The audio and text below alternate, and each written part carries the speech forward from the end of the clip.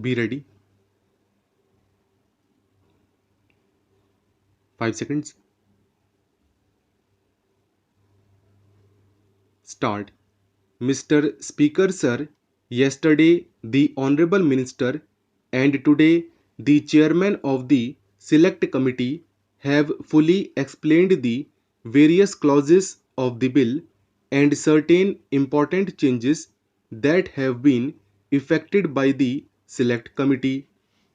I propose to confine myself to two or three important features of the bill which require re examination and close attention by the government. Sir, I need hardly emphasize the important role which the electricity supply undertakings play in the national economy of the country. Indeed, the development in other spheres depends upon the full development of the supply of power, and this bill is of vital importance, affecting as it does the development of electricity supply undertakings in the country. I am focusing attention on the role that the private electricity undertakings are playing in the supply of electric power with a view to drawing the attention of government to the difficulties that are bound to be faced by these electricity undertakings in one or two directions. In this connection, I would not therefore like to take much of the time of the House, but I would like to draw the attention of the Honorable Minister to what my Honorable friend Shri Tulsidas has stated and with whose comments I am in full agreement. As a matter of fact, the approach of the government to the bill is to fulfill three basic considerations so vital for the healthy growth of this industry.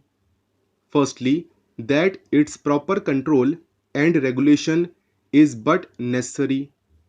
I fully agree that this is subject to certain differences on basic aspects, but the important consideration governing this bill is to attempt at providing suitable incentives to the industry which alone can enable it to increase its capacity to the desired extent.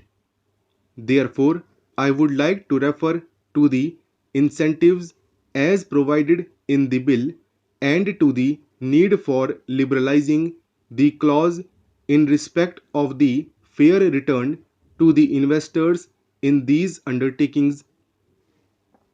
I would like to draw the attention of the Honorable Minister to the fact that since the passing of the original Act in 1948, only 8 states throughout the country have constituted the statutory electricity boards. Among these states are Madhya Pradesh, West Bengal, Tamil Nadu, Kerala, Rajasthan, Punjab, Odisha, and Maharashtra, and therefore we find that many of the states have still to constitute these electricity boards. I would like to know from the Honorable Minister why, in the matter of the constitution of electricity boards, many of the states have not implemented the provisions of the bill and what the central government have done to ensure that these electricity boards are constituted in all the states as desired in the provisions of the original act.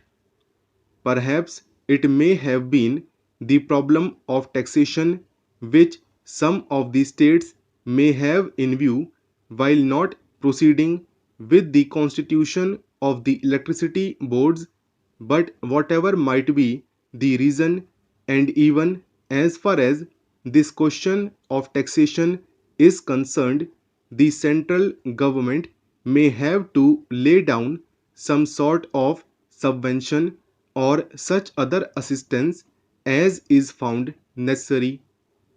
I think that this matter of the constitution of the electricity boards throughout all the states is of vital importance and should be looked into by the central government to ensure that necessary steps are taken in the remaining states for the constitution of these boards.